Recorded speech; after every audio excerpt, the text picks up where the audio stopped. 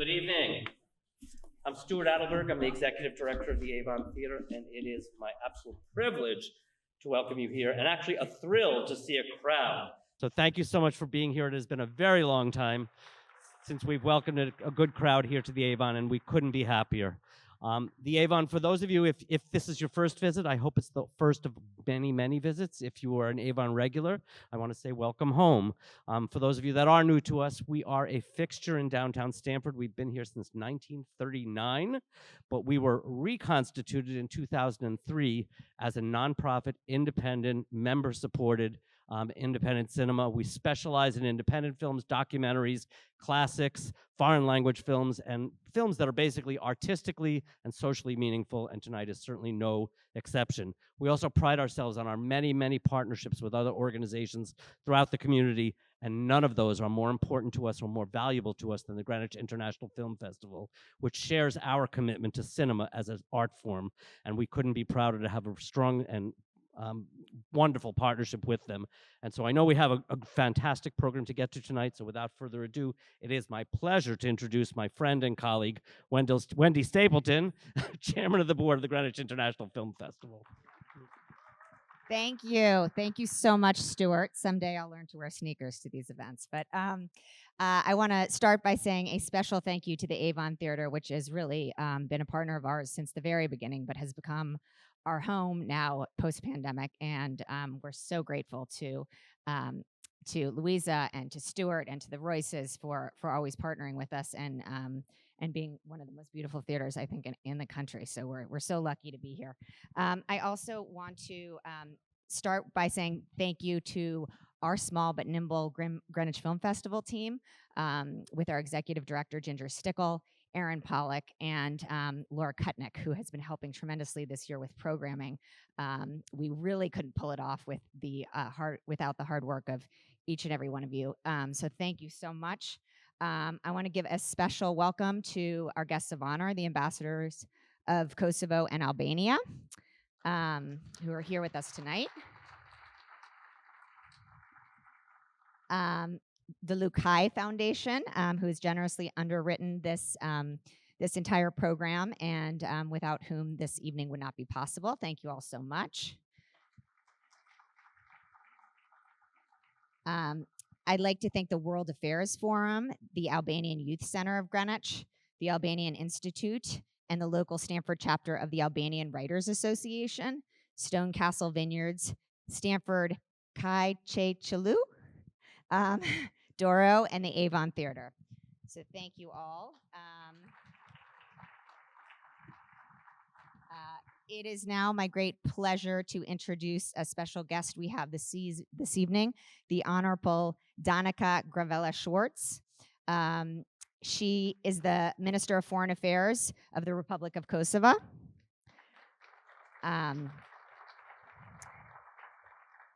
She was born on October 16th, 1971. When she was just 8 years old, her dissident father fled to Germany in the face of severe prosecution by Yugoslavia's communist regime.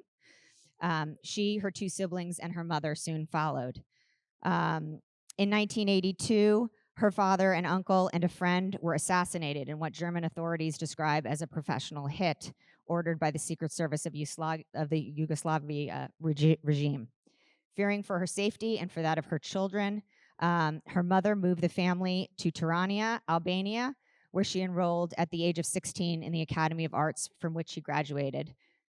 In 1990, she helped organize the historic referendum on the independence of the Republic of Kosovo.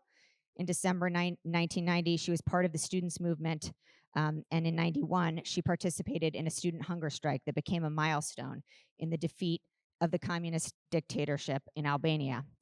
13 years later, the president of Albania rewarded her and others on the strike for their contribution to overcoming tyranny and the communist regime.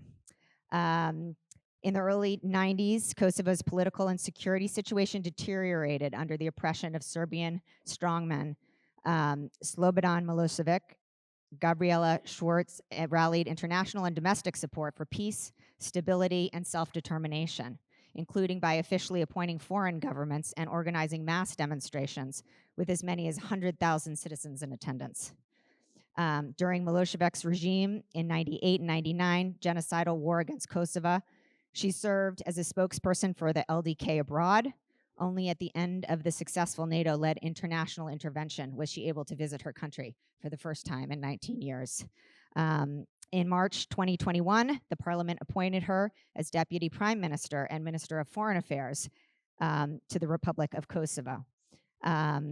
So without further ado, let me introduce, is she here? Right here. Okay, she's right there. Could you please stand up?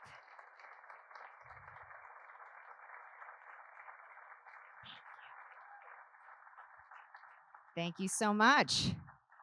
Hand this over to you to say a few words. Thank you. Thank you very much. Good evening to everybody. Good evening, Mr. Lukai. And it sounds dark what you read, and it sounds very much, but I'm very privileged and honored to be tonight here.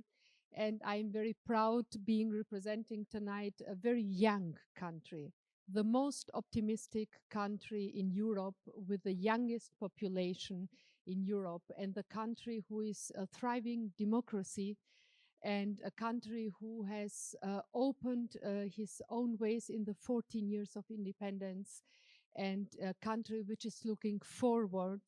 The young people we have supported through our diaspora, our huge diaspora, not only in the United States of America, but in Europe as well, is looking forward in having a bright future. So you will have the chance to see tonight Hive.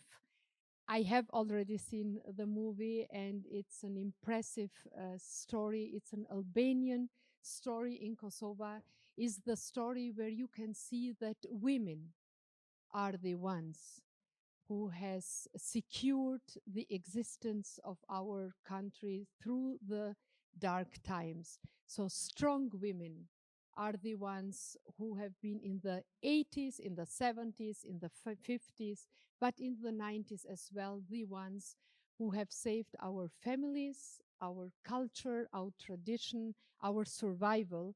And one of these impressive women, Farie Hote, you will have the chance to see tonight. And yes, women in Kosovo are strong women. We have a woman president in our country. We have a lot of ministers, women, but not only in the politics. We have artists, we have business women who are changing the reality in the Balkans, and seeing them from inside and outside, and seeing Rita Ora, Dua Lipa, Mylinda Kelmendi, who is an Olympia medalist, and all the others, you can see that, yes, women, not only in old democracies, but in young democracies, as Kosovo is one, are the fundament of the society. And the future will show that together with our men as well, we will be more present in the United States of America through the success of our young people, through the success of our artists.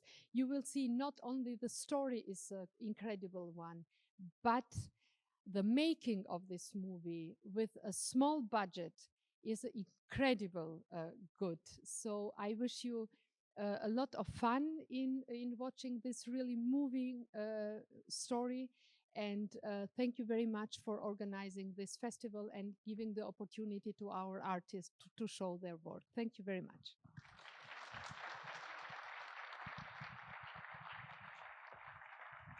Enjoy the movie.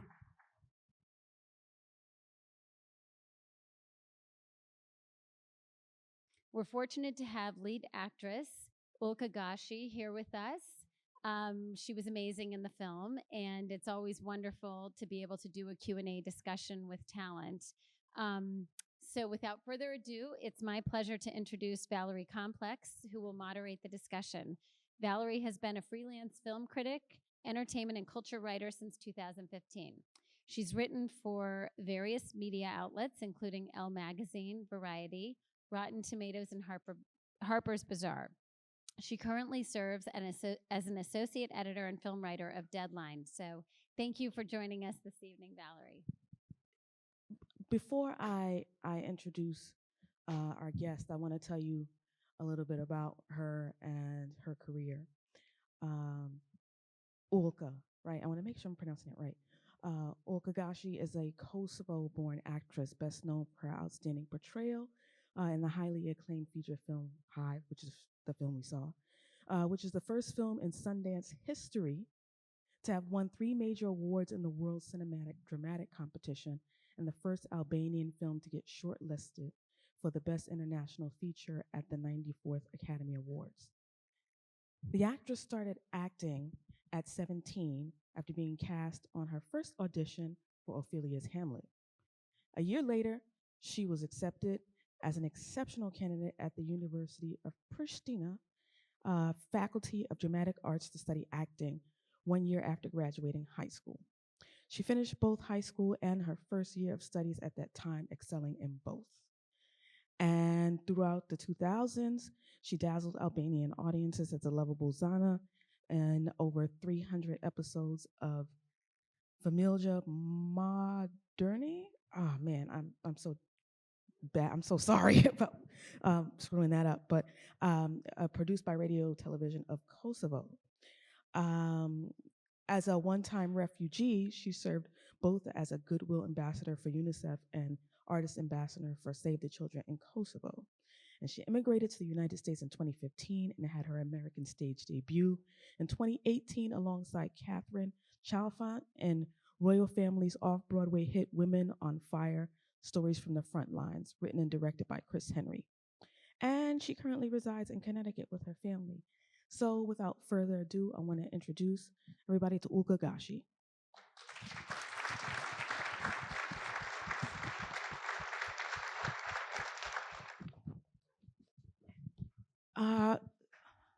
How do you, every time, that you've seen the film, how do you feel after seeing it? Like, there must be different emotions that come up every time you see it. That's true. It's like 20th time that I've seen the film. I didn't even want to watch it tonight, but then I said, okay, this is a beautiful theater and it's a joy, so I'm gonna give it another try. And every single time it is emotional because this was an emotional journey, and we put so much love and dedication to this film and to this project. So it brings back memories of the work that we've done, of the story that it tells, and also I'm proud of the work that we've done together with the amazing team behind Hive. And so since you brought up like emotional journey, let's get into that. How did you become attached to the project? Because I saw you were a producer on the film as well. So how did you, become sort of united with this story and say to yourself, this is something I want to be a part of? Yeah, correction. I'm not a producer, but one of the producers is named Yll, and I am named Yllka. So for Albanians here, they know that Yll and Yllka are kind of like the same. Yllka is a female star, Yll is a star. So all right, well, scratch that, pretend I didn't say it, just kidding. Yeah, that's fine though. I was supposed to be a producer actually, but then I moved to the States and I couldn't be in Pristina to prepare the project, and things changed. But the idea started in 2011 when I was working on a TV series with the writer-director Blerta Basholi. At that time, she was an NYU student. She was studying, doing her MFA at NYU. And she had heard Fahriye's story on TV and was like mesmerized by her. And she told me, like, let's go, I have this idea. She needed to make a feature film, obviously, but she said, I just want to meet this woman, and I think that having you there with me would be great. And we went to meet her. And then we fell in love with her. Fahriye Hoti is an amazing human being, so strong and so resilient and so inspiring. And ever since 2011 till 2019, when we shot the movie, like 8 years happened, so many things changed. But for us, it became a mission to tell her story to the world and to honor her legacy. And when preparing for the role, when preparing for the role and sort of executing it, what was your personal emotional journey? Because I know that there had to be some feelings, some experiences, and things that came up for you personally. And did that draw up any feelings that that sort of surprised you? Well, as I said, we were inspired by Fahriye so much, and it became a mission for us to tell her story. But at the same time, this whole journey, like making the film and being on set with the amazing team of Hive team, it was a healing process, because just like Fahriye's story, we have our own stories. I was 16 years old when the war started in Kosovo, but I was also raised during the 90s when Kosovo was occupied and the political situation was tense, and you know, many bad things happened to us as Albanians. And growing up in that kind of energy, you become tougher, because becoming tough is the only option. You cannot give up, you know. And when we talked about Fahriye, how we want to portray her, how we want to tell her story, because she has been through so much, and just as the director says, we could have made 7 films out of the things that Fahriye told us. But that process, talking about her and going through her story, helped us share our own stories and experiences from the 90s when we were kids, and then what happened to us and to our loved ones during the war in Kosovo and after the war, because like those 3, 4, maybe 5 years after the war, it was hard to live in Kosovo. But it was emotional, but I always say, and I'm so thankful for this, for me it was a healing process. Until we shot Hive, I didn't even know that I needed to talk about those past traumas, you know, the things that we collectively as a nation have been through. And that helped, because my friends, my colleagues, they told their stories, I told mine, and we shared, we cried, we laughed, we tried to find, you know, healing in the process. Is there anything that you learned from her that you will, I would say, apply to your life and use? You know, she was strong, resilient, but is there anything that you personally got from her as a person that you're like, yeah, I'm gonna hold on to that? I learned so many things from her and about her, and from playing her, you know. Yes, she's strong, she's smart, she's hardworking, she's inspiring, not just for me as an Albanian woman, but to anybody, I believe, be that a woman or a man, Albanian or American, or it doesn't matter where you come from. I always knew that, but by playing Fahriye, I just understood that the power of community, the community that you build, is something that really can change the future. And the power of women. Women are fantastic human beings. So if we stick together, and if we have each other's back, you know, we can change history, we can change the world, we can make this planet a better place for our children, just like Fahriye did for her friends, her community, and she changed the mindset of the village. And she employed more than 100 widowed women. Like, she put bread on a table for so many families, and that's not an easy thing to do. Right. But she did that, and she built that strong community that I think is very, very important for each and every one of us to have and to build and to stick to it. Thank you for that. To shift a little bit and talk about like what it was like shooting, how long did the production take? I know you mentioned that the project has been, you know, sort of in planning stages for a couple of years, but can you talk about the trajectory of that from like beginning to end? Yes, so the idea began in 2011, and then in 2012 I became a mom, and in 2014 the director became a mom, and then she became a mom again, and then I moved to US, and so many things happened in between. But she wrote first draft. She sent it to me. There were so many things that didn't make it on the final cut, and she changed the draft over and over again because she wanted to be specific the way she told the story, Fahriye's story, and of course to tell the consequences of the war and that traumatized society that women of Krusha were part of, but at the same time to kind of give hope somehow, because even though this is a poignant story, I do believe that it gives hope in the end. Even though how can you find hope in these kind of situations, but Fahriye's story is a success story. That's my opinion. So we started to rehearse in 2017, like every summer I would go to Pristina, to Kosovo, my home country, in Pristina, the city where I was born. I would meet with the director and the producers, and we met with Fahriye a couple of times, which was very helpful for me as an actor to study her and to see the way she talks, her attitude, the way she behaves with her community, with her employees and stuff like that. And then we were supposed to shoot the movie in September 2018, but films that are made in Kosovo are funded by the Film Center. And the Film Center is funded by the Ministry of Culture.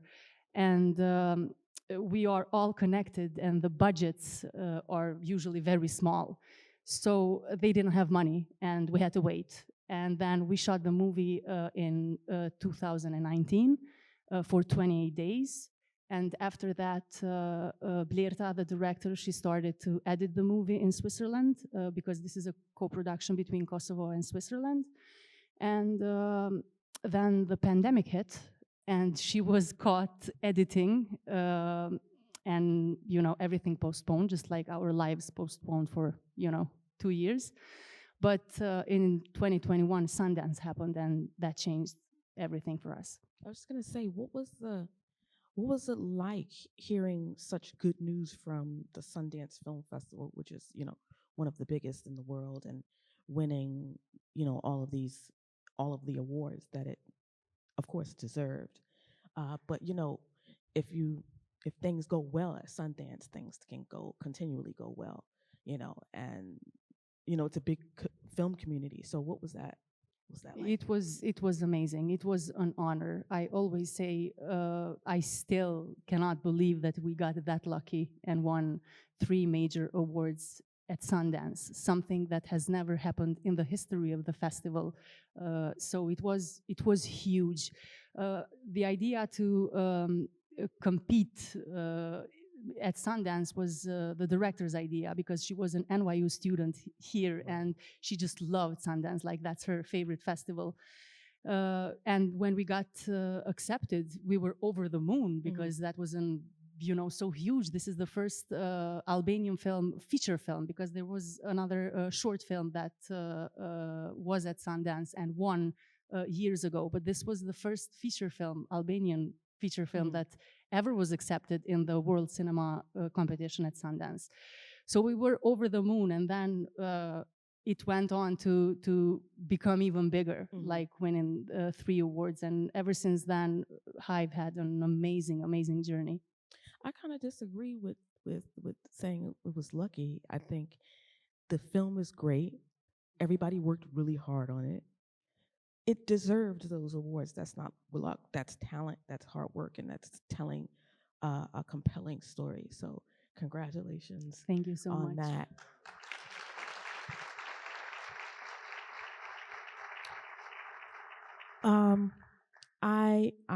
I know this is definitely the question that was on everybody's minds, but did you really get stung by the bees? Oh, multiple times. And I didn't even quit. I waited for the director to say cut, even though I was feeling the burns of the stings. But thank goodness I'm not allergic, so it was okay. I'm okay, as you can see. And what did you learn about beekeeping? Did you know anything about it before working on the film? And not really. I mean, we all know that bees are very important for the planet, right? And they help with everything. My daughter is scared of insects, especially bees. So I never even talked about bees in my house. But we had a guy who sells honey, organic honey in Kosovo, and he worked with me with the hives and the bees and told me how you should approach them. Bees are very interesting because they can feel you, like they have that sort of instinct. They smell you and they smell fear, they smell anger. If you are not comfortable around them, they will look at you as if you are an enemy because something is fishy for them, But if you are calm and collected and you approach them gently, they will never sting you. So I understood that in the very first rehearsal that I had with the beekeeper, and that helped me. But when we shot those scenes with the bees, we changed the hives and we changed their place, and they have this biological hour, like you have to, you shouldn't touch them or open the hives, let's say after sunset. And we had to do that because that was the light that the director wanted. And then they just went crazy and they stung me and everything. But I mean, I feel bad for the bees. I'm fine, but I hope we didn't hurt many of them because they were pretty good. And man, what is, before I open it up to questions, if you could pick 3 things that you would want the audience to get out of watching Hive, what would those 3 things be? First of all, that women like Fahriye Hoti deserve all the praise and love and respect, because those are the real trailblazers that every society, but especially our society in Kosovo, needs. Those are the change makers. Second, I would love, especially for my Albanian Americans, to support her business by buying her Ivar, because they are not just supporting her, but they would be supporting a lot of families in Kosovo. And third, I mean, this is a sad story, as I said, but in the end, it is hopeful. We are resilient people. We have been through so much, but we have to tell our stories in order for us and for future generations to not forget them, what we have been through and how resilient and strong we are as a nation, no matter where we are located in the world. Thank you for that. I'm going to open it up to questions. Does anyone have a question? Oh, okay. There are folks walking around with microphones, so raise your hand if you have a question.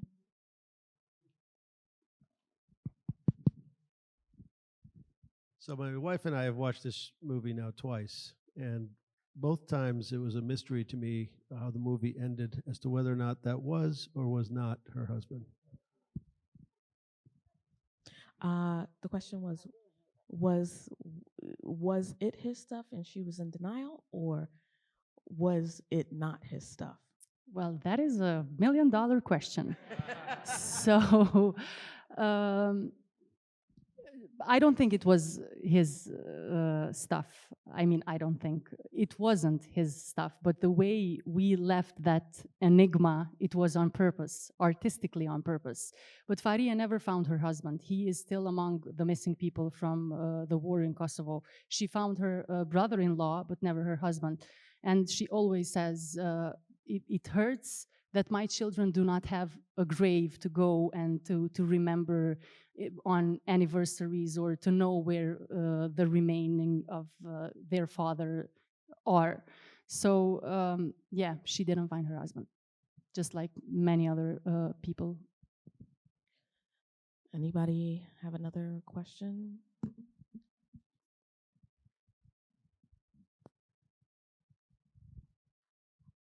I wanted to say that the director of this movie was unbelievable. It was one scene of pain after another, whether it was the bees or the broken glass or her daughter calling her a whore. It was just one imagery after the next. And I felt most films go towards closure. When she found more happiness with her family, when her father-in-law agrees to help search for her husband, it was moving towards closure. And I thought at the very, very end of the movie, when it was an enigmatic ending, and closure was not achieved.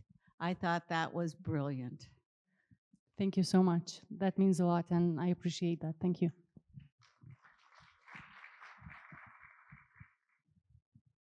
So, Yllka, I just wanted to congratulate you and the rest of the team, Lierta, for the success that the film has achieved, and also thank you for your contributions. You know, our country, our people have struggled, and it really warms my heart to see you guys, you know, bringing awareness, especially to the women and children of Kosovo, who, you know, oftentimes in war, women and kids are usually the ones that are suffering. So thank you again, and congrats on this success. I actually have two questions for you. The first one is that, you know, I've heard from other actors that it's typically hardest when playing the role of a real character. So I was wondering if you know, struggled with that. You did a really, really great job capturing her personality, her struggles. I think, you know, we really felt it. It was an emotional roller coaster. And my second question is, do you still keep in touch with Faria, and has she seen the film, and what were her thoughts? Thank you so much. And those are awesome questions. Yes, it's very hard when you portray somebody who is alive, a real person, because as an actor, of course, you want to do a good job by doing your job and by studying them, and then you want them to like you and you want to honor them, because what's the point of portraying somebody if you, let's say, don't like them?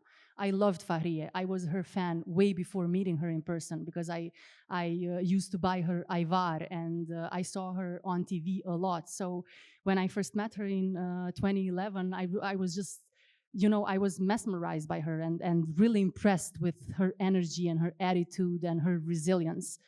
So it was hard because not only as you saw, like I was in every scene of the film and had to carry the whole story on my shoulders, but also because I put that pressure on myself that what if she doesn't like this? What if I'm not good enough for her, you know? But she's such an amazing woman. She has seen the film. She loved it. The only thing that she said we could have done different was that she wanted me to hit the guy with a wrench, you know? That was her only complaint. Other than that, she's been with us to a lot of screenings, to a lot of film festivals, and everywhere we go. I mean, it's amazing to have her around. Yes, I do call her my friend. I call her on holidays just to say, let's say, Happy New Year, or to see how she's doing. And it has been the honor of my life to have this opportunity to portray this magnificent woman, and especially that she's Albanian. For me, like my mission as an actor, even if I never play in another movie again, it's done, because this was one of those things that comes to you once in a lifetime. And I feel so blessed and honored that I had that chance.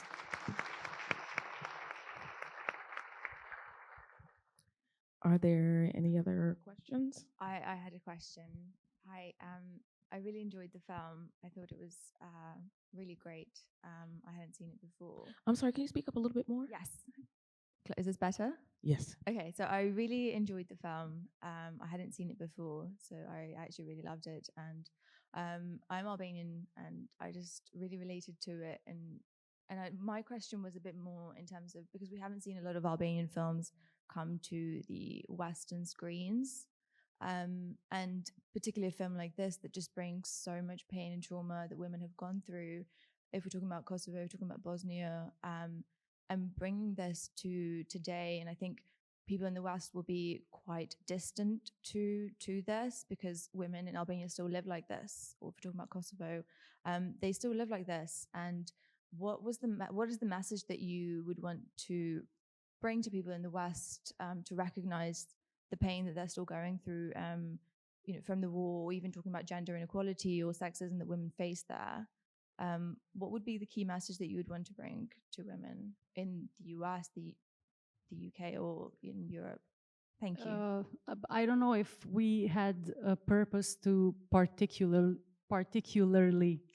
hit points or give messages. You know, this film was a labor of love. This is Fahriye's story. We wanted to tell her story the way she told it to us. So I do agree with you that there are some parts, not just in Kosovo, but in the Balkans in general, smaller villages, rural places where people still live in patriarchy and there is sexism and misogyny and all of that. Thank goodness, even though there is a lot to be done in Kosovo, things are not like that anymore. You know, Kosovo has gone forward in many, many ways. I do agree that, I mean, even here, we do deal with sexism and with gender inequality. It took America more than 200 years to have a female vice president. So can you imagine other countries, like where do we start? What do we say? But people like Fahriye, they change things. They make the real change. Fahriye changed Krusha. She changed the mindset of the people. She changed the traditions that women are not meant only to be at home, to cook, to clean, to look after the elderly, after the kids. They can work, they can be independent, and that doesn't mean that they have loose morals. You know, she changed that. And she serves as an inspiration for other women and other people in general in Kosovo. You see Faria now almost on daily basis on TV, different shows. There are so many documentaries about her. There are so many articles in prestigious media outlets about her and about her success.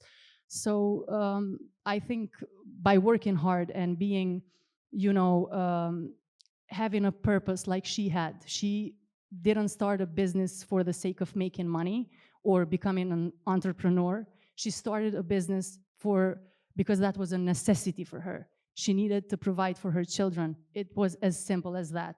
But by doing that and by gathering her friends, she built something much more than a successful business, because she built a community and she changed the mindset of people. And I just think that stories like hers give the message by themselves, you know, because change comes from a simple act. And for her, that was the necessity of providing. I don't know if I answered your question. That was a good answer. Kam një pyetje shqip. Cili është roli i jashtëm I Yllka Gashit? Faleminderit shumë. I kam disa oferta, po nuk kam kur gjë konkrete që guxoj me bë publike, kështu që shpresoj në I gru të fortë kështu, siç to po dimi lujt mirë.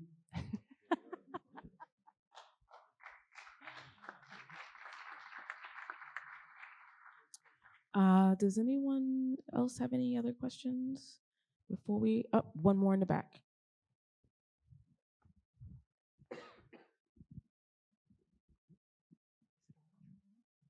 Hi, can you hear me? Yes. Okay, you may have already talked about this, but I didn't hear. Have you received any response or feedback from the people in Krusha Mada or even Krusha Vogel, having dealt with similar tragedies? Have you received any feedback from? Yeah. Yes, some, because I was in Pristina when we had the national premiere in October 2021. And I know that Fahriye and her friends, of course, Fahriye was with us the night of the premiere. And I know that after she and her friends, like the whole, her employees and their kids and their loved ones, they went to see Hive in a brand new movie theater in Prizren. And they loved it. There were some people that were a bit skeptic about the way males from Krusha look in our film. But you know, you can never have 100% satisfaction. Right, of course, that somebody will say a thing, somebody will not like a thing, or I don't know. But yes, I think the people loved the film, most of them at least. And they know Fahriye, she's a respected person in her village. And for me as an actor, I mean, I received all the possible praise, and I'm saying this, I'm not bragging, I'm just saying that it warms my heart, because it was a mission to do the best that I can, and that's it. Thank you all for your really great questions. Usually Q&As are weird, but you guys did really well asking questions. Thank you. And thank you for being at the International Film Festival. Everybody, another round of applause for Yllka Gashi.